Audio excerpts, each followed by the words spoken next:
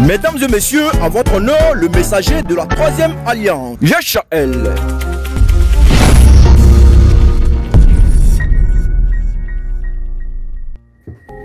Shalom à tous bien-aimés, frères et sœurs. Grâce et paix sur vous au nom du Mashiach, notre Adon. Une fois de plus encore, bienvenue dans la communauté internationale des saints éternistes de la Voie Sainte. Je suis le Kohen Hanazi Nezeria, fils d'Israël biologique de la tribu de Lévi. Alors mes bien-aimés, aujourd'hui, je vais jouer le rôle bien sûr de modérateur d'un grand débat qui se déroule bien sûr sur ce plateau. Et nous avons en confrontation bien sûr 4 grands serviteurs de l'Éternel. Alors, le thème que nous voulons développer avec vous en ce jour est la livraison du Christ. Qui a livré le Christ? Tel est notre débat de ce jour. Alors je commencerai bien sûr par vous présenter, mes bien-aimés, ces 4 honorables serviteurs de l'Éternel que nous avons invités sur ce plateau. Alors je commencerai bien sûr par les serviteurs de ma droite. Alors, nous avons l'honneur de recevoir sur ce plateau le serviteur de l'Éternel, Aboulou Biegré Wilfried. C'est ça. Comment allez-vous? Je me porte très bien. Une fois de plus encore, bienvenue sur ce plateau. Merci beaucoup de m'inviter sur votre plateau. J'espère que tout le monde se porte Je bien. me porte très bien. Bienvenue sur ce plateau. Merci beaucoup. Alors, mes bien-aimés, nous avons également l'honneur de recevoir le serviteur de l'Éternel, que nous nommons bien sûr honorablement Nguessan Randolph. Bien-aimé, bienvenue sur ce plateau. Merci. Comment allez-vous? Très bien. J'espère que la famille se porte bien. Très bien. Alors, nos chers téléspectateurs vous souhaitent également les bienvenus sur ce plateau. Merci. Alors, sans plus tarder, je vais entamer bien sûr les grands serviteurs de l'Éternel, ceux qui sont bien sûr à ma droite. Alors, mes bien-aimés, nous avons l'honneur de recevoir sur ce plateau le grand serviteur de l'Éternel, le frère Akmel. Comment allez-vous? Je vais bien, merci. Et bienvenue encore une fois de plus sur ce plateau. C'est moi qui vous remercie. J'espère que- Je suis heureux de prêcher toujours la lumière. J'espère que la famille se porte bien. Très bien. Encore, nous vous souhaitons la bienvenue. Sans plus tarder, nous allons recevoir notre 4e invité, l'honorable serviteur, notre bien-aimé Zakaria Ouattara. Bienvenue sur ce plateau. Oui, shalom à vous. Comment vous vous portez? Très bien. J'espère que la famille se porte bien. Oui, oui. Alors, mes bien-aimés, une fois de plus que le décor est implanté, nous avons un thème à développer avec vous qui est bien sûr la livraison du Christ. Qui a livré le Christ? Parce que c'est un sujet très ambigu, bien sûr, qui crée d'ailleurs la confusion. Et je vous laisserai bien sûr vous-même ressentir cette grande confusion qui s'installera très bientôt, bien sûr, sur ce plateau à travers l'intervention, bien sûr, de ces 4 serviteurs de l'Éternel. Alors, merci de me suivre sur ce plateau et nous nous retrouvons bien sûr après. Mesdames et messieurs, à votre honneur, le messager de la troisième alliance, Yeshael.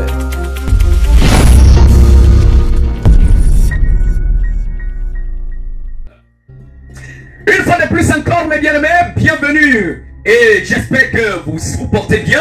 Bon retour sur ce plateau. Sans plus tarder, nous allons laisser la parole, bien sûr, à celui de ma droite, l'honorable serviteur Aboulou Biegré, afin qu'il nous donne son point de vue, bien sûr, sur la livraison du Christ. Shalom, bien-aimés. Shalom. Alors, nous voici en présence de l'honorable serviteur que vous êtes, bien sûr. Exactement. Alors, notre question est de savoir qui a livré le Christ. Quel est votre point de vue sur ce sujet? Merci beaucoup.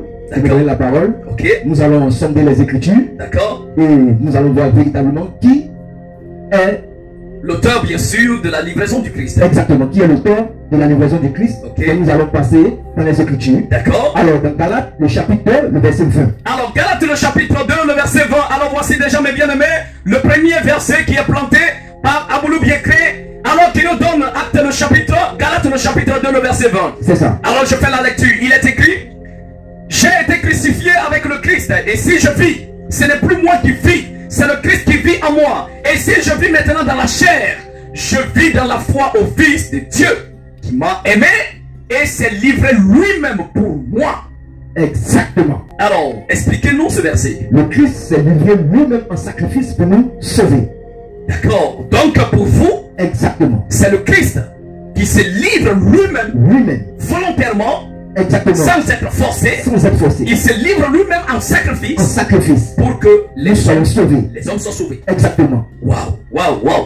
Alors, mes bien-aimés, voici déjà ce premier décor, ce premier pilier, bien sûr, de notre édifice qui vient d'être planté par l'honorable serviteur Aboulou Biegré.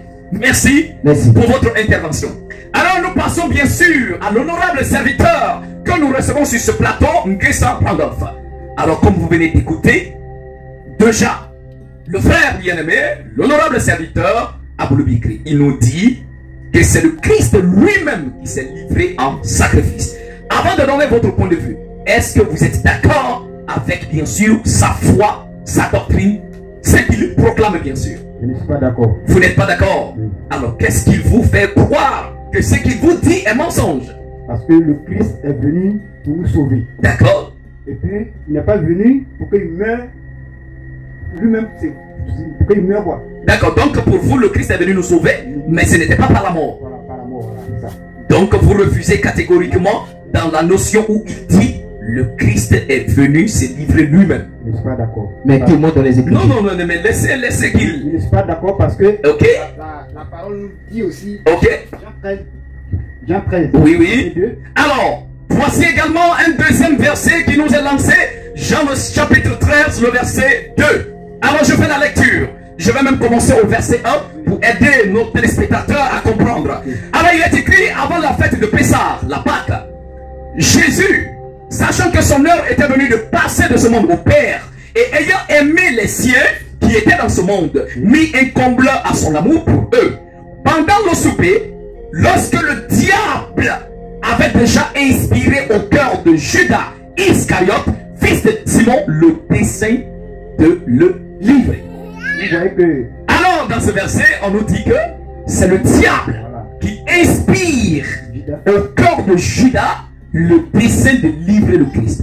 Donc ça, c'est votre version, c'est votre point de vue, c'est votre plié. c'est ça. Donc ce qui veut dire que vous n'êtes pas d'accord avec sa notion que le Christ est livré lui-même. Non. Donc mais j'aimerais quand même vous poser une question. Ok. Alors pour vous, la mort du Christ n'est pas l'œuvre du Christ lui-même, Non, non, ni l'œuvre de Dieu, non, non. mais c'est purement diabolique et satanique. Satanique. La mort du Christ. Waouh. Merci, merci, merci, merci. Alors, voici notre deuxième pilier qui vient d'être implanté. C'est ça. Alors, sans plus tarder, nous allons passer bien sûr au serviteur qui se trouve bien sûr à ma gauche.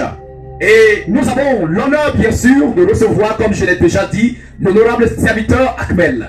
Alors bien aimé, en tant que serviteur de l'Éternel et prédicateur de la bonne nouvelle de Dieu, alors déjà notre question est de savoir qui a livré le Christ à la mort. Alors notre grand serviteur vient de nous dire que c'est le Christ qui s'est livré lui-même. Et l'honorable serviteur Nkessa Randolph nous dit non, c'est Satan, le diable, qui a livré le Christ par l'intermédiaire de Judas Iscariote. Alors qu'est-ce que déjà vous pouvez nous dire par rapport à ce que le serviteur Aboulou a déclaré? Merci, merci. D'abord, ce qu'il faut savoir, c'est que le monde a un problème. D'accord. Parce qu'il y a des bandits qui se mettent en costume. Ok. Ça, c'est jouer les hommes de Dieu. Wow, Ils wow, racontent des bêtises. wow, C'est-à-dire, les gens transportent leur banditisme là dans l'œuvre de Dieu. wow, wow, wow. Là, nous avons déjà quelques mots assez sévères, quelques mots assez durs. Mais sur ce plateau, nous n'allons pas lier la langue de quelqu'un. Alors nous sommes face à la parole, il faut que toute vérité soit dévoilée. Parce que Alors qu'est-ce que vous voulez nous dire par là? si quelqu'un qui n'est pas bandit ne peut pas traiter le Messie de kamikaze. Et quelqu'un qui se tue, qui se suicide, c'est kamikaze. Waouh. Donc pour vous, si le Christ lui-même, on dit que le Christ lui-même s'est livré en sacrifice. En tant que Christ voyou, Je ne suis pas d'accord avec lui. Oui, on va arriver, bien sûr, bien sûr, bien sûr, nous arriverons à vous. Tout le ses propos, monsieur le journaliste. Oui, oui, bien sûr, c'est C'est lui. le de bandit. Oui, bien sûr. Ok. Nous aurons l'opportunité chacun de parler, mais ici, pour le moment, il a la parole. Ok. Donc, pour vous, c'est du banditisme de venir dire que le Christ est livré lui-même. Oui. Mais pourtant, ce qu'il a dit est biblique. Non. Il a pris le verset de la Bible, Galates 2, le verset 20. Je ne sais pas comment est-ce qu'il a compris ça ou quoi que ce soit, mais je ne vais pas m'attarder ça, mais c'est l'interprétation qui est un problème. Mais avant d'y arriver, je veux un peu réjaillir ici ce qu'a dit son autre collègue là-bas. D'accord. Parce que quoi, ils sont dans les mêmes bêtises là. Ok, Quelqu'un d'accord. qui donne un autre voyou, on donne autorité Ok. au diable, Au diable. et à Judas, c'est la vie du Messie. Donc, Pourquoi tu es voyou? non, pour vous, si lui, il dit que c'est Satan avec Judas Iscariote qui ont livré, qui ont tué le Christ, pour vous, il donne de l'autorité à Satan. Clairement, Wow. Sur la vie du Christ, du Fils de Dieu. le Fils de Dieu. Ok. Est-ce que c'est pas quelqu'un qui a pris quelque chose, un hallucinogène n'a pas quelque chose Pas venir après ces petits, c'est un grand plateau comme ça. Donc pour vous, il aura bu ou fumé quelque chose. Il a pris quelque chose là-bas. Ah, oh, mais bien aimé, alors asseyez-vous confortablement parce que nous irons au bout de nos idées afin de pouvoir, mes bien-aimés, séparer la vérité du mensonge. Alors pour vous, dites-nous un peu, qui a livré le Christ? Je vais d'abord les envoyer dans la Bible. Ok. À 1 Corinthiens chapitre 2, oui. Le verset 6 à 8. Alors, mes bien-aimés, voici un troisième verset qui vient sur notre plateau. 1 Corinthiens, le chapitre 2, et on nous dit de commencer à partir du verset 6. Je fais la lecture. Il est écrit, cependant, c'est une sagesse que nous prêchons parmi les parfaits. Sagesse qui n'est point de ce siècle, ni des chefs de ce siècle qui vont être anéantis. Nous prêchons la sagesse de Dieu mystérieuse et cachée, que Dieu avant les siècles avait destinée pour notre gloire. Sagesse qu'aucun des chefs de ce siècle n'a connue, car s'ils l'eussent connue, ils n'auraient pas crucifié le Seigneur de gloire. Gloire à Dieu. Wow. Alors comment vous pouvez nous enseigner par rapport à ce verset? En français facile, ceux qui comprennent bien le français, c'est gens. D'accord. En français facile, Dieu dit simplement que si les principaux guides religieux du temps avaient concerné la sagesse de Dieu, ils n'auraient pas tué le Seigneur. Donc ce qui nous fait sous-entendre que c'est parce qu'ils ont raté le plan de Dieu, la sagesse de Dieu, qui les ont amenés à tuer le Christ. Donc pour vous, ce n'est ni Dieu, ni Satan, ni le Christ lui-même, mais les chefs de ce monde qui ont échoué face au plan du Seigneur. C'est le Christ lui-même qui s'est livré. Non, mais bien aimé, allez-y, on va doucement, d'accord? On vous revient. C'est clair que c'est un voyou. Il ne sait pas se tenir sur un plateau. Quelqu'un, un guide, un pasteur, soi-disant, qui doit éduquer le peuple. C'est lui qui a fait ce jour. Mais c'est un bandit déguisé. Alors, allons-y tout de suite. Ok, on va revenir, bien sûr. Vous aurez l'occasion de faire un face-à-face. Ok. Alors, mes bien-aimés, le troisième verset étant imposé grandement, bien sûr, sur ce plateau, nous enseigne que c'est les chefs de ces siècles qui n'ont pas compris la sagesse de Dieu, le plan de Dieu, et voilà pourquoi ils ont tué le Christ. Car s'ils avaient connu la sagesse, le plan, la volonté de Dieu, ils n'auraient pas crucifié le Seigneur de gloire. Wow. Okay. En français facile. En français facile. Alors, mes bien-aimés, nous passons bien sûr pour écouter l'intervention du grand serviteur de l'Éternel, Zakaria Ouattara. Une fois de plus encore, bien-aimés, bienvenue sur ce plateau. Merci à vous. Alors, nous voici avec bien sûr notre sujet de savoir qui a livré le Christ. Vous venez d'entendre le serviteur Aboulou Biégré qui dit c'est le Christ qui s'est livré lui-même. Vous avez également entendu le serviteur Nguessa qui nous dit c'est Satan et avec bien sûr Judas Iscariote qui ont livré le Christ. Le grand serviteur de l'Éternel Akmel nous dit non, ce n'est ni le Christ qui se livre lui-même, ce n'est ni Satan ou Judas qui vont livrer le Christ, mais lui dit c'est les chefs de ce monde face à leur échec du plan de la révélation de Dieu, c'est qui les ont amenés à tuer le Christ. Avant de commencer, alors qu'est-ce que vous pouvez nous dire par rapport à l'intervention du serviteur Aboulou Biégré qui nous dit que le Christ s'est livré lui-même en sacrifice? Un sacrifice, bien sûr.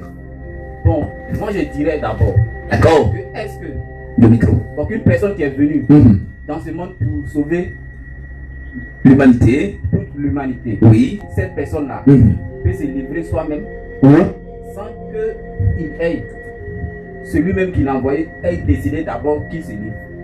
Donc pour vous, le Christ n'est pas venu se livrer lui-même. Jamais. Vous n'êtes pas d'accord avec son point de vue. Waouh.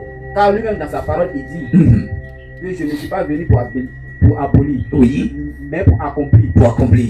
Pour accomplir le dessein de Dieu. Donc pour vous, le Christ est venu accomplir le dessein de Dieu. Donc il ne s'est pas livré lui-même. Il interprète mal les Écritures. Oui, bien sûr. Bon, on va lui laisser la parole pour le moment. Donc vous n'êtes pas d'accord avec son point de vue. Mais également le serviteur donc vous dit que c'est Satan, le diable, avec l'autre disciple qui a trahi Judas qui ont livré le Christ. Qu'est-ce que vous dites par rapport à ce qu'il a dit? Mais la parole est claire. Ok. Le Seigneur même a dit pendant le repas que fais ce que tu as fait. Fais ce que tu as fait. Donc le Christ dit à Judas, mon ami, fais ce que tu as fait. Oui, parce que le Seigneur savait déjà qu'il avait cette pensée-là. Ok.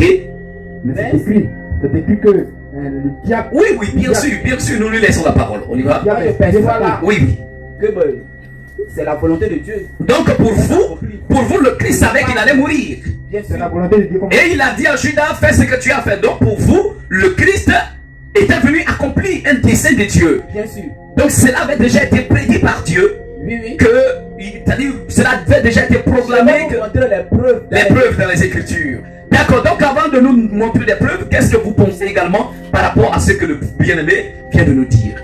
Oui, le bien-aimé vient de dire que c'est les principaux sacrificateurs. Les chefs de ce monde qui ont tué le Christ. Oui.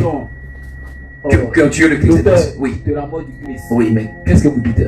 Mais sans même savoir que c'était la volonté du Seigneur qui était en train de accomplir. Donc pour vous, même si les principaux sacrificateurs, les chefs, étaient derrière la mort du Christ, oui. Donc pour vous, ils étaient juste des instruments pour pouvoir accomplir la volonté de Dieu. Comme des acteurs dans un film. Comme des acteurs dans un film, mais accomplissent le scénario qui a été donné par le scénariste. Donc pour vous, c'est Dieu qui est derrière l'action. Oui, oui. D'accord, donc est-ce que nous avons maintenant un passage bien précis. Ok, alors. Dans le livre des Romains. Romains, alors. Le chapitre 8, le verset 31. Alors mes bien-aimés, nous voilà bien sûr avec un premier, également un quatrième décor qui s'implante, un quatrième verset qui est gaillardement imposé bien sûr sur notre plateau. Romains le chapitre 8, le verset 31 à 32. Alors je fais la lecture. Que dirons-nous donc à l'égard de ces choses? Si Dieu est pour nous, qui sera contre nous? Lui, Dieu, qui n'a pas épargné son propre fils, mais qui l'a livré pour nous tous, comment ne nous donnera-t-il pas aussi toutes choses avec lui? Waouh! Alors dans ce verset, on dit que c'est Dieu qui n'a point épargné son propre fils, mais a livré son fils pour nous. Waouh! C'est clair. Ok. Que les Écritures nous montrent. Ok. Que tout ce que mes frères disent, ok, vient dans le dessein de l'accomplissement de la volonté de Dieu. Donc pour vous, c'est Dieu qui livre le Christ. Bien sûr. Waouh! Ce n'est ni le Christ lui-même. Non, non. Donc ce n'est ni le diable ni Satan. Le Christ ne peut pas décider de son sort parce qu'il a été un envoyé. Il a été un envoyé. Vous racontez des bêtises. Non, attendez bien aimé. Donc pour vous, le Christ ne peut pas se livrer lui-même parce que son Père l'a envoyé. Il est venu en mission. Donc il ne peut pas décider de son propre sort. C'est clair et logique. Waouh! C'est lui-même qui s'est livré en sacrifice pour nous sauver. Waouh! Waouh! Waouh! Lui-même. Alors mes bien-aimés, alors la tension commence à monter sur ce plateau. Comme je venais de le dire, nous n'allons pas lier la langue de quelqu'un. Alors nous sommes là pour séparer la vérité du mensonge. Alors premièrement, je vais une fois de plus vous laisser l'opportunité, jeter le ballon bien sûr entre deux serviteurs. Et je mettrai bien sûr Aboulou Biékré avec bien sûr notre bien-aimé Akmel pour voir entre ces deux notions. Alors entre ces deux serviteurs qui a la vraie version de la parole. Merci beaucoup. Alors une fois de plus encore, notre bien-aimé Aboulou, vous avez la parole. Merci. Alors, avant tout propos, oui. D'abord, je vais rectifier. D'accord. Ce n'est ni les chefs de ce monde qui ont livré le Christ. C'est archi faux. Okay. Et moi, je vais pousser encore loin dans les Écritures. D'accord. Alors, il m'a même traité de fou. De fou, de bandit. De bandit et de fou. Oui. Mais moi, je suis très respectueux. D'accord. Je ne vais pas aller loin. Okay. Quand nous sommes dans les Écritures, ce sont les Écritures même qui vont parler. Exactement. Alors, nous allons prendre Jean, le chapitre 10, le verset 11 et 17. Waouh! Alors, mes bien-aimés, nous voici maintenant sur la piste d'autres versets qui vont pleuvoir également. Alors, Jean, le chapitre 10, le verset 11, je lis d'abord. Il est écrit: je suis le bon berger. Le bon berger donne sa vie pour ses brebis. C'est ça. Alors, avant de continuer avec l'autre verset, alors qu'est-ce que vous nous dites? On nous dit que le Christ, il est le bon berger. Et le bon berger, exactement, donne sa vie. Il donne sa vie pour nous. D'accord. Il nous sauve. Okay. Il fait que nous ayons la vie éternelle. D'accord. Mais si le Christ ne donne pas sa vie, comment? Les brebis ne pourront jamais être guidés. Exactement. Okay. Voilà pourquoi le Christ même se livre lui-même en sacrifice pour nous sauver. En tant que bon berger. En tant que bon berger. Il se livre lui-même. Il se livre lui-même. Ce sont les Écritures même qui lui parlent. Donc pour vous, la preuve pour être un bon berger, c'est le fait que lui-même s'est livré. Lui-même. Qui lui-même a donné sa vie. Il donne sa vie pour nous sauver. Waouh, waouh, waouh, waouh. Afin que nous ayons la vie éternelle. Waouh. Alors, mais bien, ce sont les Écritures. Les Écritures. Oui, il a bien écrit: le bon berger donne sa vie pour ses brebis. Exactement. D'accord, alors vous avez également donné un autre verset qui était: le verset 17. Exactement. Alors je lis également un autre verset qui nous dit, le Père m'aime parce que je donne ma vie afin de la reprendre. Verset 18. Personne ne me l'ôte. C'est ça. Personne ne me l'ôte. Mais je la donne moi-même. J'ai le pouvoir de la donner. C'est ça. Et j'ai le pouvoir de la reprendre. Tel est l'ordre que j'ai reçu de mon Père. C'est ça. Alors mes bien-aimés, nous voici sur ce plateau avec des versets vraiment qui vont nous faire exploser la tête. C'est ça. Le Christ dit, son Père l'aime. Et ce qui fait même que son Père l'aime, c'est que lui, il donne sa vie lui-même afin de reprendre. C'est ça. Et l'action qu'il pose de donner sa vie et de la reprendre, c'est ce qui fait que son Père l'aime. C'est ça. Et encore, verset 18, il dit, personne ne monte la vie. Personne ne prend ma vie, mais je la donne moi-même. Je la donne moi-même. Et j'ai le pouvoir de donner ma vie, tout comme j'ai le pouvoir de reprendre la vie. Il dit, tel est l'ordre que le Père m'a donné. Donc, pour vous, le Christ a reçu l'ordre de son Père de se donner en sacrifice. C'est ça. Lui-même. Lui-même se donne en sacrifice. Parce qu'il a eu l'ordre du Tout-Puissant. Wow. Pour nous sauver. Afin que nous ayons la vie éternelle. C'est ça. Je pense que nous avons entendu déjà. Vous n'avez pas la parole. Non, ok. Alors, mes bien-aimés, en résumé, bien sûr, de l'intervention du grand serviteur Aboulou Biékré. C'est ça. Alors, selon le passage qu'il nous donne encore, pour appuyer sa thèse que c'est le Christ lui-même qui s'est livré, effectivement, il nous donne un verset qui dit, le Père l'aime parce qu'il lui donne sa vie. Il donne afin de reprendre sa vie, ce qui prouve qu'il est le bon berger. C'est ça. Et encore plus, le Christ dit, il a reçu l'ordre de son Père de donner sa vie afin de reprendre sa vie. C'est ça. Merci beaucoup. Comment il peut expliquer ce verset? Merci beaucoup, merci. Alors, chers téléspectateurs, nous allons laisser la parole, bien sûr, au grand serviteur honorable Akmel, afin de nous donner, bien sûr, ou de contre-attaquer, bien sûr, ce que le grand serviteur Biékré vient de nous dire sur ce plateau. Alors, bien aimé, vous avez la parole. Excusez-moi d'abord. Avant tout, non, c'est lui qui a la parole. Oui, c'est vrai. Mais non, il a la parole. Il a la parole. On ne doit pas y jouer quelqu'un sur ce plateau. Il a la parole, bien sûr. On a dit qu'on ne va pas lier les langues de quelqu'un. Il a la parole, bien sûr. Il va rectifier quelque chose. Je n'ai juste personne. Moi, j'appelle simplement un chat, un chat. Un chat, un chat. C'est tout. Ok. Pour dire, il m'a demandé d'expliquer bien ces passages-là. Ces passages, oui. Ok. Il va résumer ces passages-là. D'accord. Le bon berger donne sa vie pour ses brebis. Mais je me demande bien. Ces gens, en fait, le mal est profond. Oui. Le mal est profond. D'accord. Les gens, je sais pas, ils n'ont les racines nulle part. Sinon, c'est quoi un berger? Là, nous voyons des bergers ici. Là, un berger, c'est tuer pour ses bœufs, ses moutons. Donner sa vie, c'est quoi? C'est consacrer du temps. Ok. Avant de dire, est-ce que, avant d'être là, il faut d'abord comprendre bien le français. Donc pour vous, le bon berger, ce n'est pas celui qui sort la vie. Non. Mais dans ce contexte-ci, le berger même s'est ôté la vie, qui va perdre même puisque lui ne sera plus là. Donc pour vous, le fait que le bon berger donne sa vie, c'est fait de consacrer son temps, son amour. C'est facile à comprendre. C'est facile à comprendre. Oui, mais bien sûr, là aussi, mes bien-aimés, c'est un point à souligner. Si un berger donne sa vie pour ses brebis, peut-être un berger soit avec ses moutons, et voilà le lion qui vient en face pour dévorer les brebis, et que le bon berger se jette devant le lion et se fait manger par le lion. Mais je crois bien que le lion aura encore l'opportunité de manger le reste des brebis puisque le berger n'est plus là.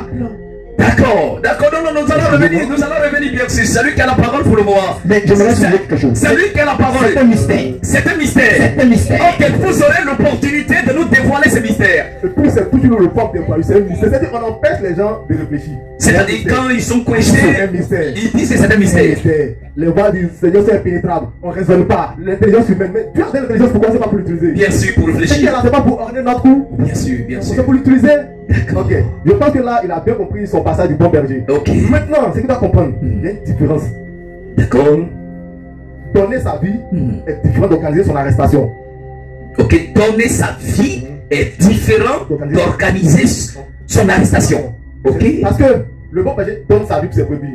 Mais le bon berger qui est le Mesla, nulle part il a organisé son arrestation, nulle part il a allé simuler. Par contre, on parle quoi? D'une chose. L'arrestation qui a conduit à la pendaison. Ok. Nulle part le Messie n'a fait cela. D'accord.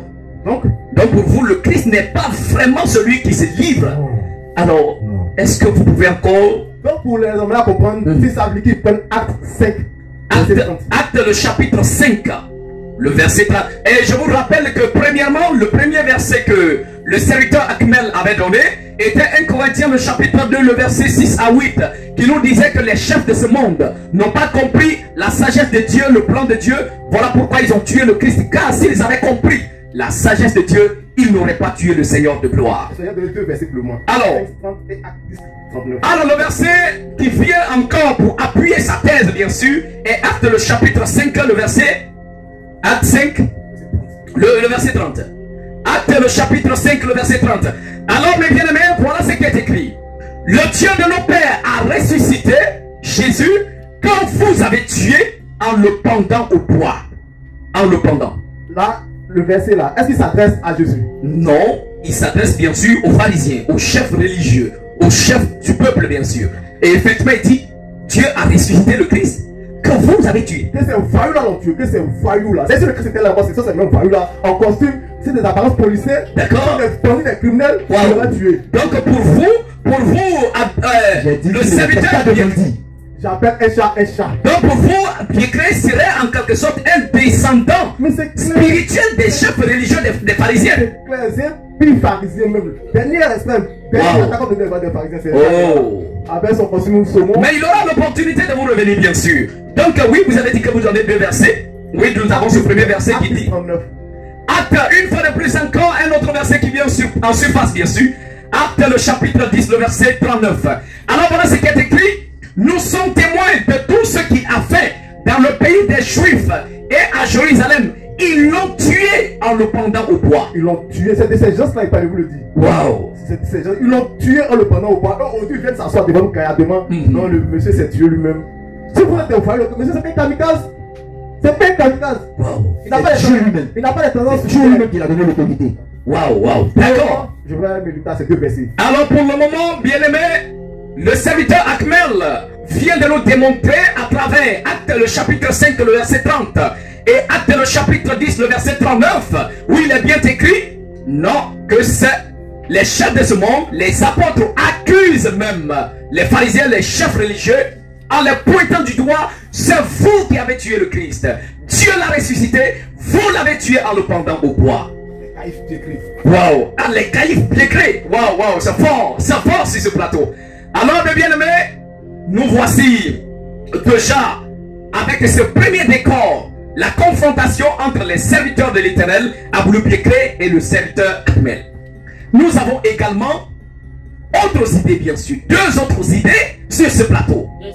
Et nous commencerons bien sûr à confronter les deux serviteurs avant de pouvoir faire les mélanges. Nous avons ici le serviteur Nguessa Randolph qui positionne également ses pieds et nous détermine que c'est Satan et Judas qui ont livré le Christ.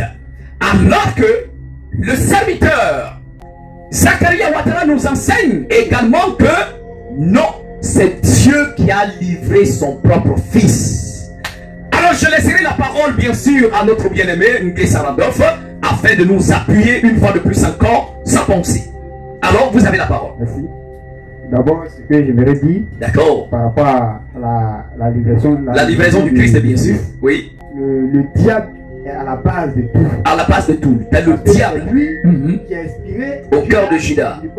En même temps, c'est lui aussi qui a inspiré aussi les chefs religieux afin qu'ils s'associent pour tuer le Christ. Donc vous êtes toujours sur votre position que c'est le diable qui a livré le Christ. Qui a manipulé tout ça soit bien fait. D'accord. Le Christ est venu nous sauver. Ok. S'il est venu nous sauver, que le Satan n'est pas content. Oui. C'est normal qu'il inspire au cœur de Judas le dessein de le livrer, de le tuer. On puisse le tuer. D'accord. Quand ils l'ont tué, déjà, il y a eu un conflit. D'accord. Sa parole n'a pas été annoncée. Mais bien sûr, mais par rapport déjà à... Bon, les gens ont l'habitude de dire on ne fonde pas une doctrine sur un verset. Alors, est-ce que vous avez d'autres versets qui démontrent également ce que vous dites? Oui, exactement. Jean 8. Alors, nous voici avec le deuxième verset de notre bien-aimé Nguessa Randolph qui nous parle de Jean chapitre 8, le verset 40 et 44. verset 40 à 44. Alors mes bien-aimés, je fais la lecture de Jean le chapitre 8, le verset 40 à 44. Voilà ce qui est écrit. Et maintenant vous cherchez à me faire mourir, moi qui vous ai dit la vérité que j'ai entendue de Dieu. Cela Abraham ne l'a point fait. Vous faites les œuvres de votre père et lui dire, nous ne sommes pas des enfants illégitimes, nous avons un seul père, Dieu. Jésus leur dit, si Dieu était votre père, vous m'aimeriez, car c'est de Dieu que je suis sorti et que je viens. Je ne suis pas venu de moi-même, mais c'est lui qui m'a envoyé. Pourquoi ne comprenez-vous pas mon langage? Parce que vous ne pouvez écouter ma parole. Vous avez pour père le diable. Et vous voulez accomplir les désirs de votre père, car il a été meurtrier dès le commencement et il ne se tient pas dans la vérité, parce qu'il n'y a point de vérité en lui. Lorsqu'il profère le mensonge, il parle de son propre fond, car il est menteur et père du mensonge. Alors dans ce verset également, oui, le Christ dit, on cherche à le faire mourir. Depuis le commencement. Oui. Donc cela veut dire que ce que lui dit, il dit non que c'est Dieu qui aurait donné son propre fils. Mais pourtant le Christ dit aux pharisiens, votre père c'est le diable. Et en voulant me tuer, vous voulez accomplir les désirs de votre père. Ok. Donc ça veut dire qu'aujourd'hui, si il est mort, ok. Voilà pourquoi le monde est en faillite. En faillite, bien sûr. S'il vivait, il mourrait naturellement. Ok. Pas de problème. Mais nous-mêmes, quand nous naissons, oui, nous mourrons naturellement, bien sûr. Maintenant, pourquoi pour lui donc il faut que mais brusquement, bien sûr. C'est pas normal. C'est pas normal. Donc ce que le frère dit, moi je pense que c'est de l'hérésie. C'est de n'importe quoi. De n'importe quoi. Donc pour vous, ce n'est pas Dieu, mais c'est le diable. Le diable qui a inspiré Judas. Mais, oui, mais dans ce même verset, comme vous le dites, donc c'est le même diable qui est en train d'inspirer ses fils spirituels, les pharisiens, afin de tuer le Christ. Parce que c'est ce qu'il va accomplir, c'est les pères. D'accord, il veut accomplir les désirs de leur père, le diable. Donc le Christ lui-même dit de sa propre bouche que sa mort est l'œuvre du diable. Waouh! Wow. Le Seigneur même ne peut pas envoyer son fils bien-aimé. Oui, le faire mourir. Il dit donc il faut mourir pour que les gens soient sauvés. C'est pas normal. Waouh, donc pour vous, même quand Aboulou disait que c'est Dieu qui a donné l'ordre au Christ de se faire tuer, donc est-ce qu'un père peut-il donner bien sûr l'ordre à son propre fils de se faire assassiner, bien sûr? Waouh, des histoires. Donc vous aurez l'opportunité de vous confronter. D'accord, merci beaucoup pour l'intervention. Alors nous laissons la parole bien sûr au grand serviteur de l'Éternel, Zakaria Ouattara. Alors qu'est-ce que vous nous dites? Vous avez dit que c'est Dieu lui-même qui a donné son fils. Oui, bien sûr. Alors comment vous pouvez appuyer votre parole? Franchement, j'ai éprouvé une déception. Une déception? De la part de mes confrères. Wow. Mais pourtant vous êtes tous serviteurs de Dieu. Oui, oui. Mais ce que je ne comprends pas, comment est-ce que le même Dieu peut vous envoyer, vous quatre, mais ayant chacun un langage contradictoire face à l'autre? Pourtant c'est le même Dieu. C'est le même Saint-Esprit qui vous anime. Mais pourtant c'est la même Bible. Et pourtant vous parlez tous du même Christ. Bon, mais voilà que vous dites que vous êtes déçus par rapport aux paroles de vos confrères. Parce que dans la parole même, oui, même le prophète Jean-Baptiste. Jean-Baptiste, oui. Quand Jean-Baptiste vient et que Jean-Baptiste voit Jésus. Oui, le micro s'il vous plaît. Dans Jean chapitre 1, le verset 29. Dans Jean chapitre 1, le verset 29.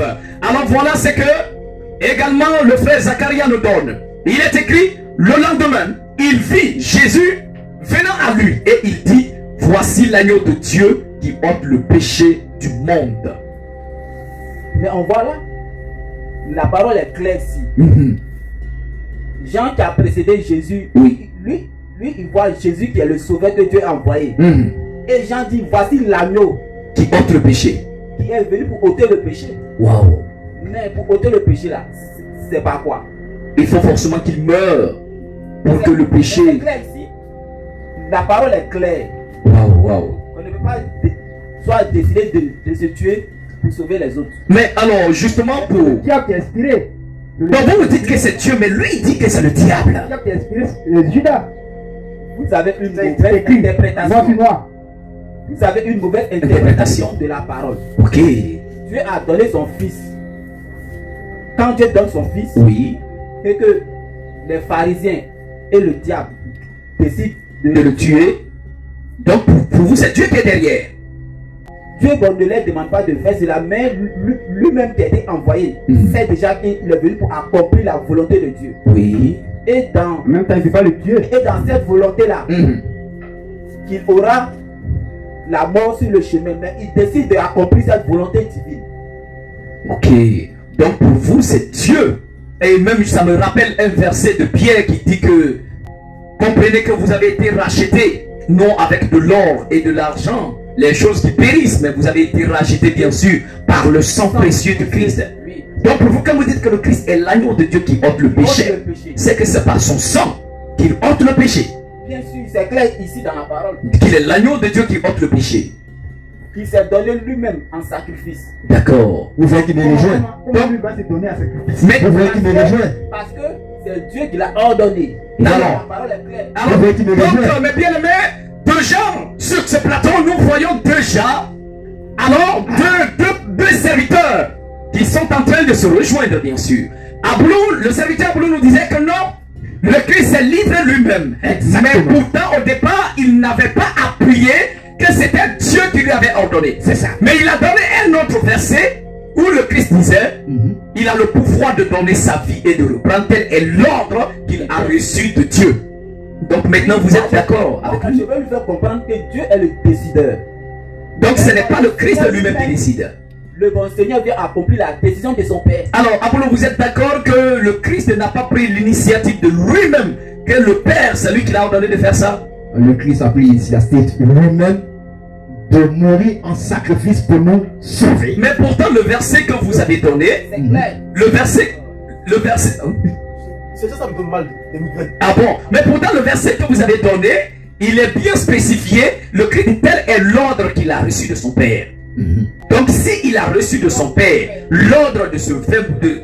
Ou bien c'est le Christ qui aurait proposé à son propre Père son envie de mourir. Tout ça là même là, il voit que La décision vient de qui premièrement? Du Christ lui-même qui a dit à son Père, je vais aller mourir pour les hommes. Ou c'est le Père qui aurait imposé à son Fils de mourir? Entre les deux. Parce que lui, il nous fait savoir que c'est Dieu qui prend la décision et le Christ qui vient accomplir. Alors qu'est-ce que vous dites par rapport à ce qu'il dit? Alors, ce que je vais dire, comme on a sondé les Écritures dans Galates, le chapitre 2, le verset 20, Ok. on a vu que c'est le Christ lui-même qui Qui s'offre en un sacrifice. sacrifice pour nous sauver. Mais pourtant dans Jean, il a dit que l'ordre vient de Dieu. Mais ma question de savoir, est-ce que c'est Dieu qui a décidé ce plan-là et il a demandé au Christ d'accomplir, ou est-ce que c'est le Christ lui-même qui a réfléchi par amour, il a décidé d'élaborer lui-même ce plan et de présenter ça à son Père? C'est lui-même qui a présenté ça, À son Père. Et le Père a approuvé. approuvé. Donc la décision ne vient pas du Père lui-même, mais ça vient premièrement du Christ, Du Christ. et le Père a approuvé. Approuvé. Pourquoi d'abord? Pourquoi? ça, Pour nous sauver. Pour nous sauver. Donc ce qui veut dire que l'initiative de nous sauver vient du Christ Du Christ lui-même. lui-même. Parce que quoi? Il a l'amour Pour nous. pour nous sauver. Donc il élabore lui-même son Lui-même. plan Voilà. et présente à Dieu. Dieu. Dieu, voilà ce que je veux faire pour Pour l'humanité. sauver l'humanité. Parce que l'humanité est tombée dans le péché. Et le Père approuve. Approuve. Il a mis son cachet Exactement. et le Christ vient. Et vient Merci mourir en beaucoup. sacrifice pour nous sauver. Merci beaucoup. Merci serviteur. Cher modérateur. Oui. c'est Et celui pas- qui croit Oui, oui. aura la Alors vie. maintenant je lui laisse la parole. Oui. Cher Modérateur, oui. modérateur, ce pasteur-là, bon, qui est un fou sage. Un fou sage. Donc en même temps il est sage, en même temps il est fou. D'accord. Donc il fait la confusion. Il fait la confusion. C'est vous qui faisiez la Non, non, non, confusion. laissez-le, il a la parole. La parole est claire. Oui. Quand nous allons dans Jean chapitre 3, Jean chapitre 3, une fois de plus encore. le verset 16. Alors mes bien-aimés, Jean 3, le verset 16. Car Dieu a tant aimé le monde qu'il a donné son Fils unique, afin que quiconque croit en lui ne périsse point, mais qu'il ait la vie éternelle. Clair. Donc pour vous, c'est Dieu qui donne son Fils. C'est Dieu qui donne son fils. Son fils ne se décide pas de se donner soi-même. Mais c'est lui qui donne son Fils. Oui, qui donne son fils comme un envoyé pour venir sur la terre. D'accord. Alors mes bien-aimés, une fois de plus encore, ce débat entre ces 4 serviteurs arrive bien sûr à nous donner plus de soif. Parce que plus nous les écoutons, plus notre confusion augmente de jour en jour. Alors pour cela, je laisse la parole bien sûr au serviteur bien-aimé, l'honorable Akmel, afin de nous dire ce qu'il pense bien sûr par rapport à ces deux notions. L'autre côté, le frère, le serviteur nous dit, c'est Dieu lui-même qui est derrière l'action. Et le frère Aboulou, le serviteur nous dit, c'est le Christ qui prévoit de sauver l'humanité, écrit lui-même le scénario, ce qu'il peut faire pour les hommes, et soumet ça à Dieu son Père, et Dieu approuve, il met son Père. Exactement. Qu'est-ce que Puisque lui-même, il est Dieu. il a la... Ah bon, là, bon, il nous dit, le Christ est Dieu. Oui. Alors, bon, là, nous allons revenir à ce sujet, mais nous laissons la parole au serviteur Akmel. Je me demande, Oui. je suis assis en face de qui? Tu n'as rien à dire. Non, laisse, il savait qui a la parole. J'ai en face de moi de pas grotesques personnages. Wow, c'est J'ai en face de moi d'abord un bandit un bandit et un autre irresponsable. irresponsable. Le bandit a déjà dit pourquoi il est bandit. Ok. Irresponsable dit pourquoi il est irresponsable. Expliquez-nous alors. Parce qu'il y a des gens, c'est-à-dire, ils ne sont pas responsables. Il faut sauver les Écritures. Quand un événement, j'en viens. Oui. Quand un événement, c'est pas moi, c'est l'autre. C'est pas de ma faute, c'est l'autre. Oui. C'est pas de la faute de l'un, c'est l'autre. C'est-à-dire, quelqu'un il commence son propos, il dit, tout est de la faute du diable. Ça m'a choqué, attends. Lui dit c'est le diable. Tout c'est le diable. Tout c'est le diable. Tout c'est le diable. C'est le diable qui inspire Judas. C'est le diable qui inspire les pharisiens. Mais le problème, moi, c'est qui me rend plus confus. Il donne un verset qui est explicite. Non. Et son verset, Oui. il me demande si lui-même là, qu'il relit son verset, il va comprendre. D'accord, alors est-ce que vous pouvez nous expliquer son verset à lui qui n'a pas compris? Il dit, le diable Oui. a inspiré Judas. Ok. Qu'est-ce que Judas a fait? Oui. Judas n'a pas tué Le Christ. le Christ. Oui. Judas n'a pas arrêté. Judas est venu simplement vous dire, celui qui me cherche, celui qui est là. Mais la parole dit que Judas a reçu de l'argent. Nous sommes là. Oui. Quelqu'un vient me voir. On cherche le pasteur Zacharia. Oui. On devait 10 000 le pasteur Zacharia. Il vient. Oui, pasteur Zacharia est là. C'est pas que tu es Zacharia? Non. Mais là, on est en train de chercher le pasteur Zacharia. Et puis, on a proposé 10 000 francs. Vous avez pris les 10 000? Voici.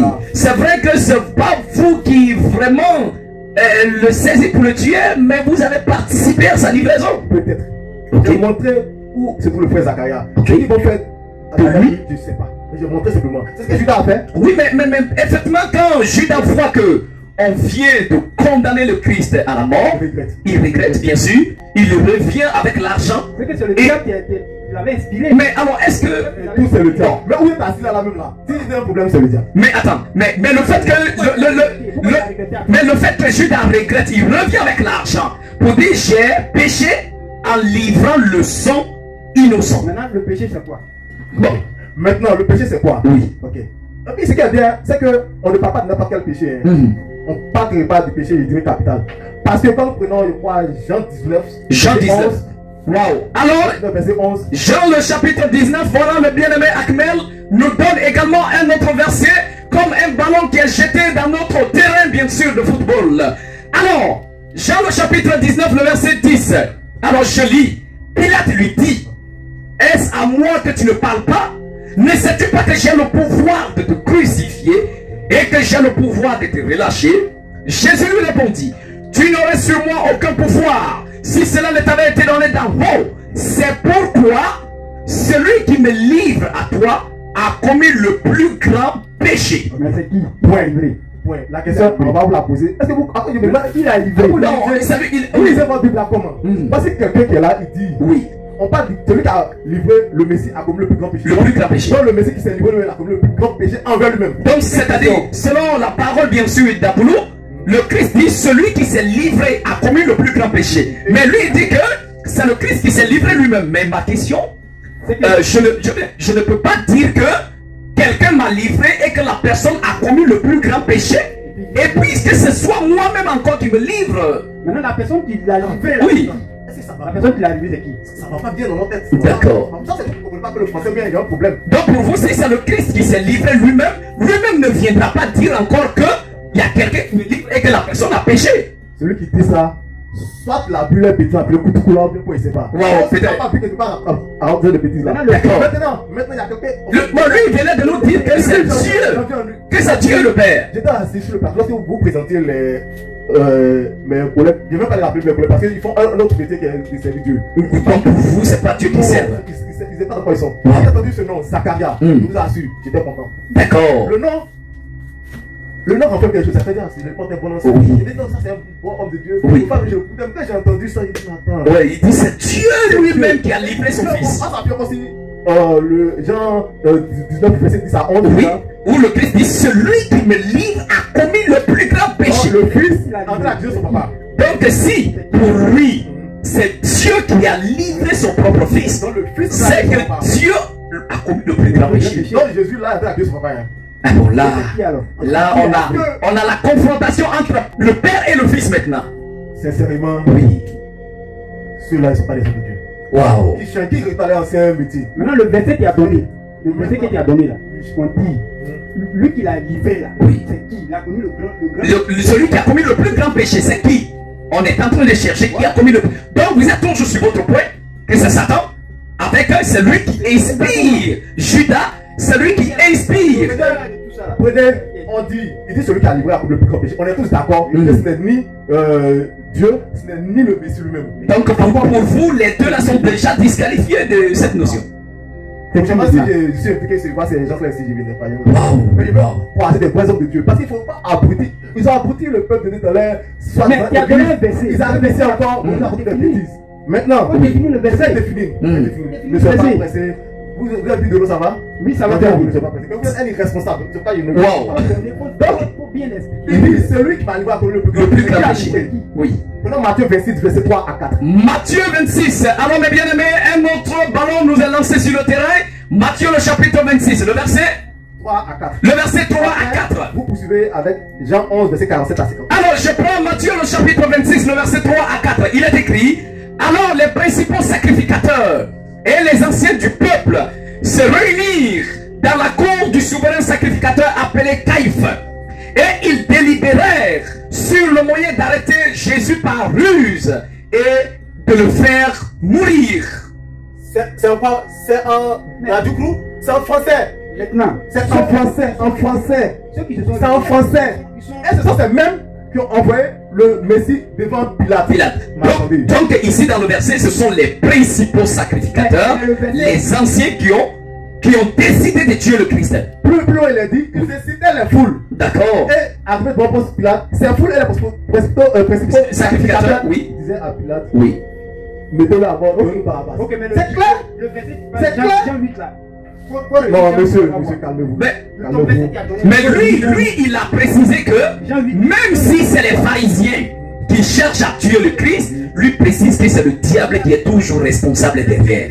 Tu vois, vous voyez, c'est un jeu. Donc pour vous, le diable n'a vraiment rien à y voir là-dedans. Le diable ne peut pas. En fait, c'est ça que nous devons notre foi, de donner autorité au diable sur la vie du Messie. On s'insulte nous-mêmes. Tu as bien écouté le verset 8 là, Jean 8 là, tu as bien observé. C'est là. Vous qui avez dit, dites-moi ce que vous dites. On va écouter, c'est-à-dire le serviteur. Pour vous, le serviteur en fait est en train de donner l'autorité et le pouvoir au diable.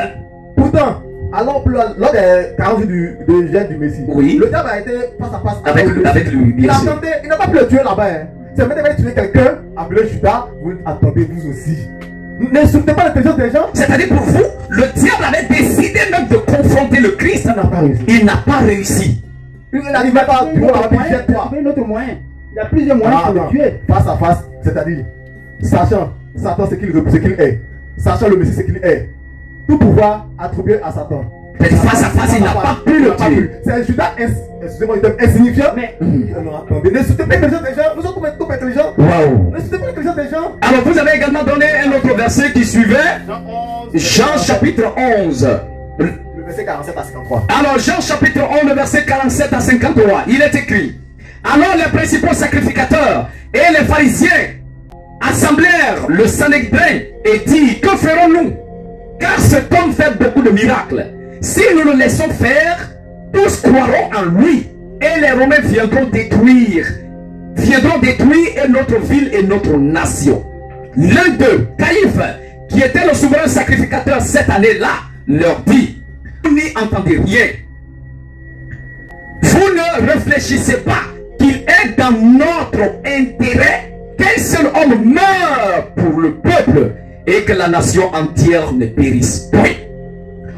Maintenant, cette réunion, doucement monsieur Calvin, cette réunion est la réunion qui décide tout. Est-ce que le diable était dans la réunion? Non, il y avait qui? Ceux qui tenaient la loi. Donc eux-mêmes disent que il est bon pour nous, dans notre intérêt, qu'un seul homme meure pour que la nation. Donc ici, les principaux sacrificateurs qui sont les serviteurs des prêtres, bien sûr dans le judaïsme, qui étaient les dépositeurs de la loi, est-ce que pourront-ils se laisser?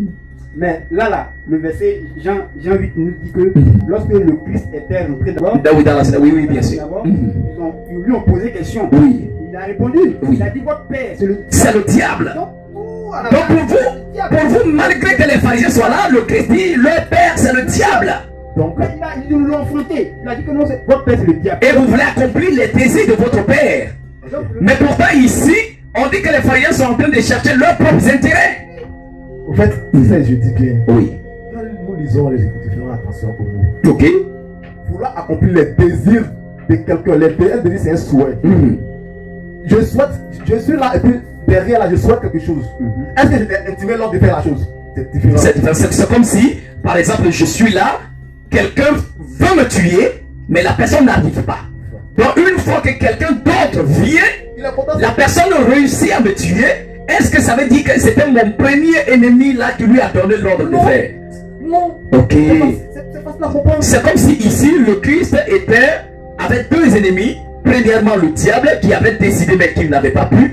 Et deuxièmement les pharisiens qui ont réussi quand même à le faire mourir. Ils ont regardé le souhait, le désir du diable, c'est tout. Non, mais le diable, il a bien suivi le diable, c'est pour que le Christ meure. Oui, mais est-ce que c'est le diable qui les a demandé d'aller faire ça?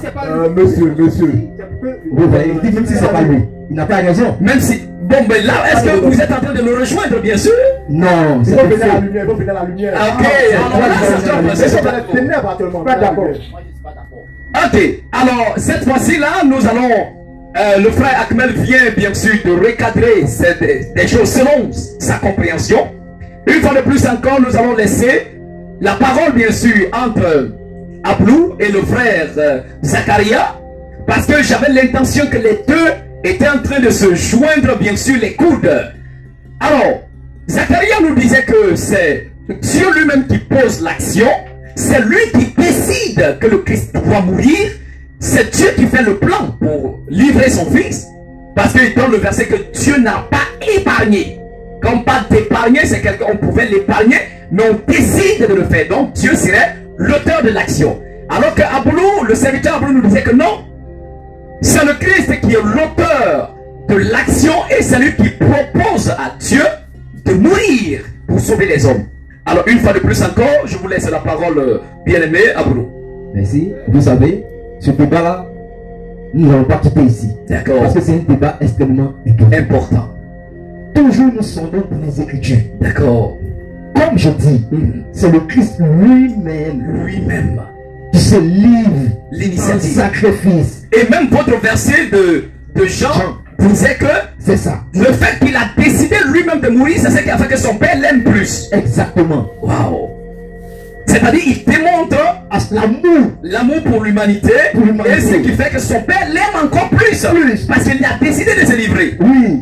Dieu a tant aimé le monde qu'il a donné son fils, afin qu'il qui croit en lui ne périsse pas, mais qui ait la vie éternelle. Mais là, dans votre propre verset, si Dieu a tant aimé le monde qu'il a donné son fils, c'est qu'il suppose que c'est pas le Christ qui est venu lui-même, mais c'est le Père qui l'a envoyé. Ou quand le Père a fini de signer, bien sûr, son souhait, c'est le Père maintenant qui l'envoie. Comme je l'ai dit, oui. Jésus-Christ est Dieu. Waouh. Donc une fois de plus encore, mes bien-aimés, nous voici avec un autre épine, bien sûr, qui nous pique dans nos chaussures. Le frère Aboulou Biékré vient de déterminer une fois que l'initiative du Christ de sauver l'humanité vient de lui-même parce que Jésus serait Dieu lui-même. Jésus est Dieu. Exactement. Il ne peut pas mourir. Bon, là, ça devient... Expliquez-nous un peu. Alors, dans quel contexte le Christ serait Dieu lui-même. Mais pourtant le verset que vous avez donné dans Jean dit que le fait qu'il donne sa sa vie et reprenne bien sûr, c'est l'ordre qu'il a reçu de son Père. Comment peut-il être Dieu lui-même et puis recevoir l'ordre de Dieu? Voilà. C'est un mystère. C'est ce que je voulais dire. Ce n'est pas un mystère. Donc, expliquez-nous ce mystère. Ce mystère me veut dire quoi? Mystère veut dire ce qui est caché, Ce qui est caché, ce qui est incompréhensible. Ce mystère est caché pour ces égarés là qui nous regardent. Ce mystère est caché pour ceux-là, ces trois personnes-là qui sont sur ce plateau, qui ne comprennent pas la parole. Ce mystère-là, c'est pour eux. Ils ne peuvent pas comprendre jamais. C'est nous seuls. Mais si vous pouvez comprendre ce mystère qui est le Christ étant le Père et le Fils en même temps. C'est ça. Bon, vous qui avez compris ce mystère, est-ce que vous pouvez nous détailler un peu? Mais voilà pourquoi je dis c'est un mystère. Mais un mystère, c'est ce qui est caché. Mais au moins si vous avez... Parce que le Christ disait à ses disciples, il vous a été donné de comprendre les secrets, les mystères du royaume de Dieu. Mais à eux, cela n'est pas donné. Comme vous venez de le dire, eux ne peuvent pas comprendre les mystères. Exactement. Mais vous avez compris ce mystère. C'est ça. Alors, Vous n'avez pas la parole, taisez-vous. Hein? Il fait une vacance sur ce plateau. Le Christ a dit, il parlait à qui? À ses disciples, bien sûr. Il vous a été donné de comprendre ces mystères. Mais les autres, non. Donc celui qui n'arrive pas à comprendre ce mystère pour expliquer, il n'est pas disciple de Dieu, il n'est pas serviteur de Dieu. Oui, bien sûr. Donc, alors, à vous de nous expliquer dans quel contexte le Père et le Fils font-ils un? Le Christ dit, comme vous venez de le dire vous-même, que le Christ est le Fils et le Père en même temps, il est Dieu. Expliquez-nous ce mystère. Exactement, je suis un vrai serviteur de Dieu. Ok? Comme je l'ai dit, c'est un mystère caché. Donc, on ne peut pas comprendre ce mystère, monsieur. Jésus, il a fait comprendre quoi? Il veut comprendre. Même moi-même, je veux comprendre dans quel contexte le Père, Dieu et son Fils font-ils la même personne? C'est ça, il appelle Philomane. D'accord. Si on veut détailler, Oui. nous n'allons pas quitter sur ce plateau ici. Donc pour vous, cela reste un mystère absolu. Caché. Caché. Waouh. Alors mes bien-aimés, une fois de plus encore, l'épine ne veut pas sortir de nos pieds. L'épine reste quand même plantée dans nos chaussures. Et cela reste pour nous un mystère.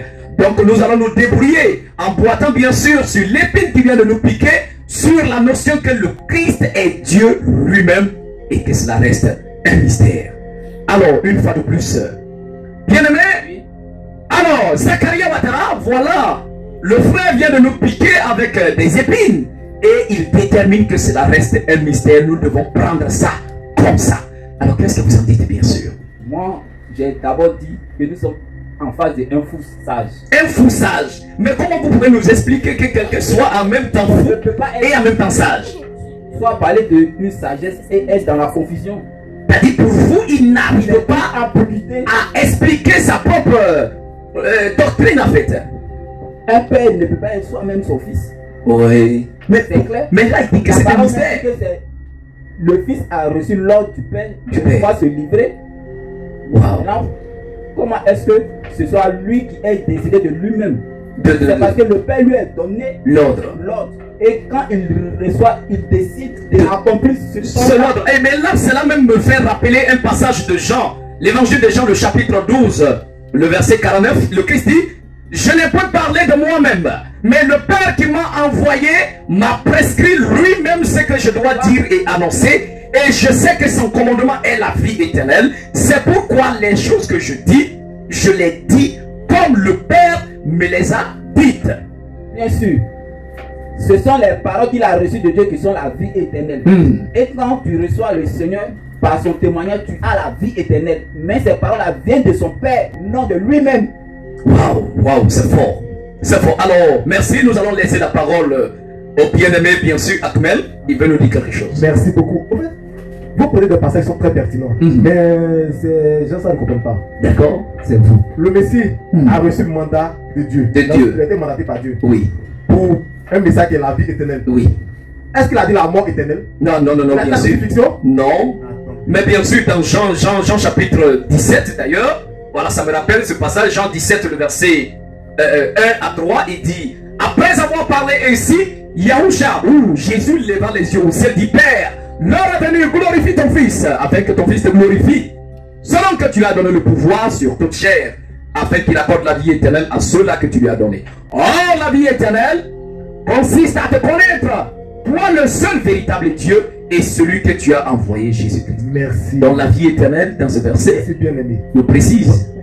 Le message, le plan du Messie est clair. Apporter la sagesse, La vie la éternelle vie éternelle. aux hommes. Nulle part dans le plan, il n'est dit, monsieur, va jouer au kamikaze, va t'immoler. Nulle part. Et puis, attends, il y a quelque chose qui est aberrant quand même. Hein. Oui. On dit, le fils fait lettre. Il a téléphoné à Dieu le Père, il a fait lettre, il a envoyé un SMS pour dire, Dieu, tu m'as envoyé, mais moi-même là, Je vais mourir. Je vais mourir. Et puis il dit, il a compris, tonton, attendez, vous aussi. Mais C'est le fils qui a donné ordre à son père que Dieu, je vais mourir. Là, il s'est dit que Jésus est Dieu. Monsieur, vous allez vous calmer. il dit Jésus est Dieu. Jésus est Dieu. Mais le verset 4 de Jean 17 dit, je t'ai glorifié sur la terre et j'ai achevé l'œuvre que tu m'as donnée. Bon, Dieu parle à qui? Donc là, Jésus est dans un dédoublement, c'est-à-dire qu'il se parle à lui-même. Exactement. Il se parle. Ce monsieur, Jésus est Dieu. ce monsieur, il vous dit, c'est pas drogué. Moi, je vais faire un test. Test anti-drogue. Vous voyez ce monsieur? Vous voyez ce monsieur? Oui. Il ne fait que jurer les gens sur ce plateau. Mais vous-même, vous êtes Moi, je suis dans les Écritures. Non. Et il est Mais carrément à côté. lui, dès que vous êtes en train d'insulter son bon sens en fait. Mais c'est lui. Le monsieur, il parle à lui-même. Il était glorifié. Attends. Et puis il dit, j'ai achevé l'œuvre que tu m'as confiée. Attends, il ne sait pas à lui-même. Et comme je l'ai dit, c'est un mystère. Tu ne peux pas comprendre. Waouh, un Tu peux pas mystère. comprendre les choses cachées. Ce mystère-là. Ce mystère est caché. Moi, j'ai reçu effet de la hallucinogène. Uh-huh. C'est la drogue qui peut passer comme des On n'arrive pas à comprendre un Jésus n'est mystère. pas drogué, le Messie n'est pas drogué. Oui. Non. Si lui il a pris ses trucs pour venir raconter des bêtises, c'est pas parce que le Messie est son camarade qui fait le mettre à Dieu lui. Alors mes bien-aimés, une fois de plus encore. Alors nous voyons que avec ce débat, nous n'allons jamais quitter ici.